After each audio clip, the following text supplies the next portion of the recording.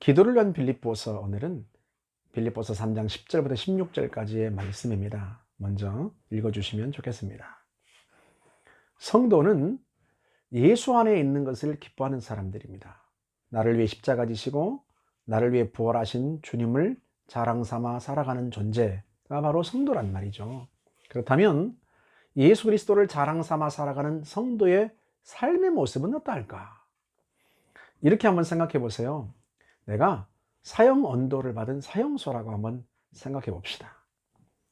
내게 만일 새로운 삶의 기회가 주어지기만 한다면 이전과는 전혀 다른 삶을 살아갈 수 있을 텐데 하고 후회에 막급한데, 점점 사형 날짜가 다가오고 내 목을 옥죄는단 말이죠. 그런데 어느 날 정말 상상도 못했던 일이 일어났습니다. 예수란 분이 나를 대신해서 사형을 받으시고 내 죗값을 대신 치르셨다는 거예요. 그 소식을 듣자 정신이 멍해졌습니다. 이런 일도 일어날 수 있는가? 상상도 못했던 일이란 말이죠. 간수장이 옥문을 열어주면서 네 죗값이 다 치러졌으니 너는 이제 자유다 하고 정말로 나를 풀어주는 거예요. 내가 감옥에서 나와서 제일 먼저 무엇을 할 것 같습니까? 여러분이라면 뭘 할 것 같아요? 아마도 제일 먼저 도대체 예수란 분이 누굴까 알아보지 않겠어요? 그분이 왜 나를 대신해서 죽으셨을까? 그걸 알아보게 마련이란 말이죠. 아무리 생각이 없고 악한 사람이라도 그저 그러려니 하고 살아갈 수는 없단 말이죠. 그렇게 해서 이제 예수란 분이 누구인지도 알았고 그분이 왜 나를 위해서 죽으셨는지도 알았습니다. 그분의 소원도 바람도 알게 되었어요. 그렇다면 이제 여러분은 어떻게 사실 것 같아요? 그분의 바람이나 기대와는 상관없이 또 이전처럼 살아갈 것 같습니까? 아니면 정말 이제는 다른 삶을 살고 또 나를 위해 죽으신 그분의 원대로 살 것 같습니까? 여러분 어떻게 살 것 같아요? 바울은 지금 그 문제에 대한 대답을 하고 있는 것입니다. 빌립보서 3장 10절부터 11절을 세 번역으로 읽어드리면, 내가 바라는 것은 그리스도를 알고 그분의 부활의 능력을 깨닫고 그분의 고난에 동참하여 그분의 죽으심을 본받는 것입니다. 그리하여 나는 어떻게 해서든지 죽은 사람들 가운데서 살아나는 부활에 이르고 싶습니다. 바울이 어떻게 해서든지 이루고 싶다고 말하는 그 부활이란 그리스도의 재림 때 일어나는 사건입니다.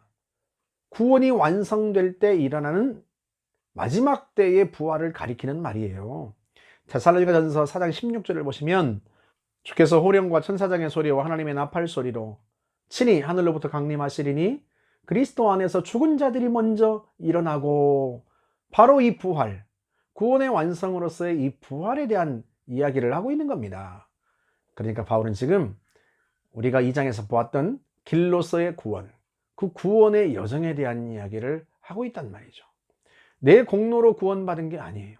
그리스도의 피값으로 구원받았습니다. 그렇다면 그리스도께서는 내가 이제 어떤 삶을 살기를 바라실까? 그분을 더 알아가고 싶어요. 그분의 말씀과 삶을 통해서 나를 향한 그분의 생각을 알아가고 싶어요. 그분의 비전을 알아가고 싶어요. 그분의 성품도 알아가고 싶어요. 안 만큼 닮아가고 싶어요. 그리고 그렇게 살아가는 동안에 죽음의 권세를 이기고 부활하신 그 부활의 능력이 성도에게 어떻게 나타나는지 경험하고 싶어요. 그리고 주님의 몸된 교회를 위해서라면 고난도 기꺼이 감수하고 싶어요. 심지어 주님의 죽으심도 본받고 싶습니다. 이것이 바울이 말하고 있는 그리스도인의 삶의 모습입니다. 그렇다고 해서 바울이 그런 삶을 온전히 살아가고 있다는 뜻은 아니에요. 자신도 마치 결승선을 향해 달려가고 있는 경주자처럼 그렇게 경주하고 있을 뿐이에요. 12절을 보세요. 내가 하나님께서 원하시는 모습으로 이미 완성되었다고 말하는 것이 아닙니다. 나는 아직 목표에 이르지 못했습니다. 나는 그 목표를 향해 열심히 달리고 있으며 그리스도 예수께 잡힌 바 된 그것을 잡으려고 쫓아가고 있습니다. 바울은 이것이 성숙한 성도가 보여줘야 할 삶의 태도라고 말합니다. 만약에 바울 자신과 다르게 생각하는 사람이 있다면 주님께서 그 부분도 분명하게 가르쳐 주실 거라고 이야기를 합니다. 그러나 주님이 이와 다르게 말씀하지 않으신다면 이 진리를 따라 살아가자 하고 권면하는 거예요. 15절, 16절을 세 번역으로 읽어드리면 혹시 서로 생각이 다르더라도 하나님께서는 그 부분을 분명하게 바로 가르쳐 주실 것입니다. 그러니 이제 우리가 함께 나눈 진리를 따라 살아가도록 합시다.